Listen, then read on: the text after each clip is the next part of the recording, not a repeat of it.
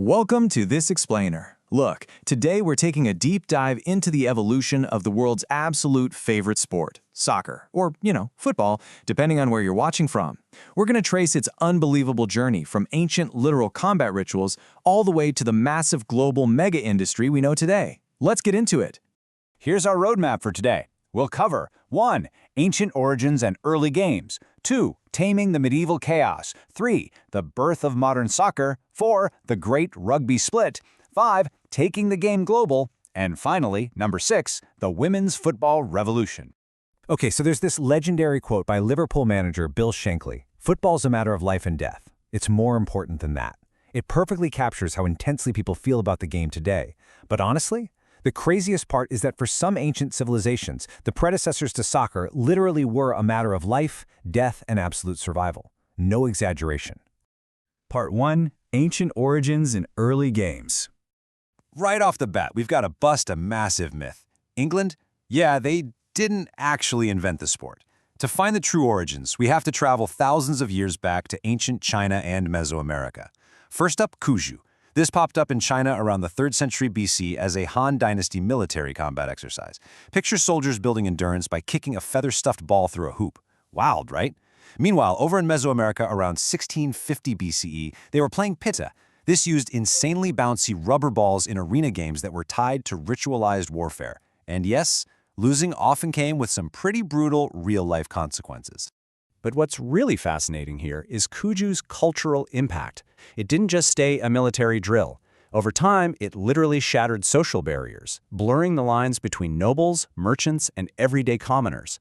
During some really volatile periods of political unrest in the Han and Song dynasties, getting together to play Cuju actually helped foster this incredible cultural unity across the entire Chinese empire. It worked when actual political systems were falling totally short. Part 2. Taming the medieval chaos. So the game didn't exactly stay refined. Fast forward to medieval Europe, and matches devolved into absolute madness. We're talking about medieval Shrovetide matches. Just try to imagine an unlimited number of players, basically zero rules, aggressively dragging an inflated pig's bladder across entire towns. It was essentially a massive town brawl where anything went, as long as no one died. And believe it or not, this chaotic mob-style tradition, it's still played annually on Shrove Tuesday in Ashburn, England today. Unbelievable. Part 3. The birth of modern soccer. Okay, clearly something had to change, right? By the 1800s, British public schools realized they desperately needed some standard rules. Why? Because their inter-school matches were constantly ending in bloody brawls.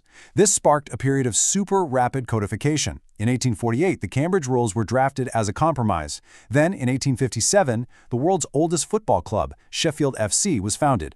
Finally, in 1863, the Football Association, the FA, was born. So in just 15 short years, absolute chaos was transformed into a strict formalized structure. Now, a really vital milestone here was the Sheffield Rules of 1858. And this is a great piece of trivia.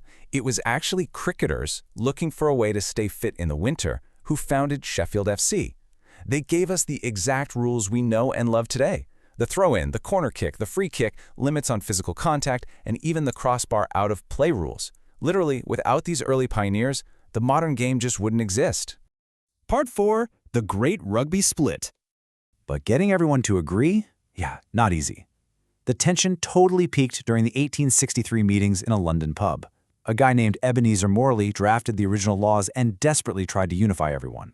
On one side, you had the FA, or Cambridge Rules. They insisted on kicking only, strictly forbade catching, and banned hacking, which, by the way, was basically just violently kicking your opponent in the shins. On the flip side, the rugby school rules insisted you could carry the ball in your hands, you could tackle, and yep, hacking was completely permitted. The folks who loved that physical rugby style found the new FA rules way too restrictive, so they formally separated. And that's how we got two totally different sports. Part 5. Taking the game global.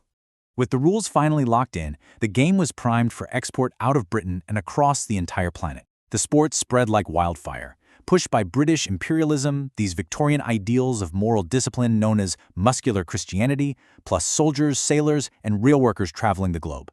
And the reason it thrived everywhere it landed is just so simple. It was incredibly easy to learn, and all you needed was a ball and some open space. That's the beauty of it.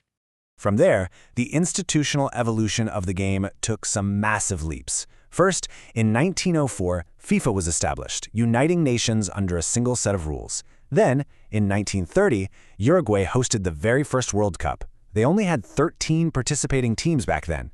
To put that into perspective, look how far we've come. By 2026, the USA, Canada, and Mexico are going to host a massively expanded 48-team World Cup. It has become a literal global spectacle. Part 6. The Women's Football Revolution. Now, while men were busy codifying the modern game for themselves in the 19th century, it's absolutely crucial to note that women were persistently playing the game as well.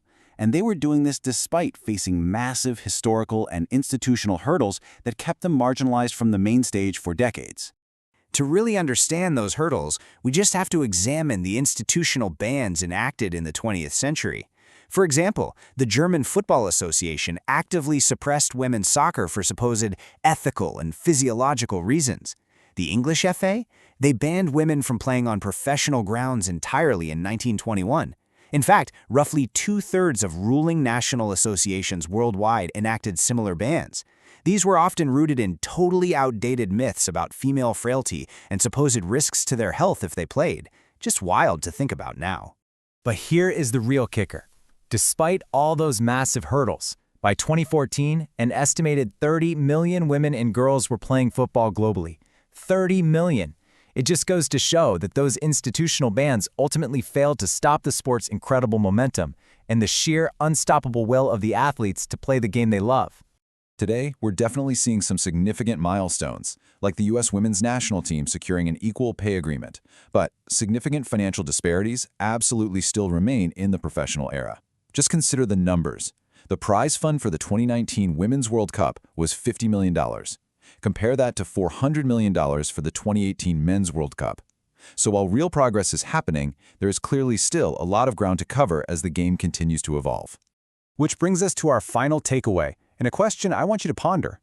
As the game continues to expand, what rules will we rewrite next? Just think about it. A sport that literally evolved from ancient military combat and chaotic medieval town brawls is now this highly structured global phenomenon that just keeps breaking boundaries. Thank you so much for joining me on this explainer.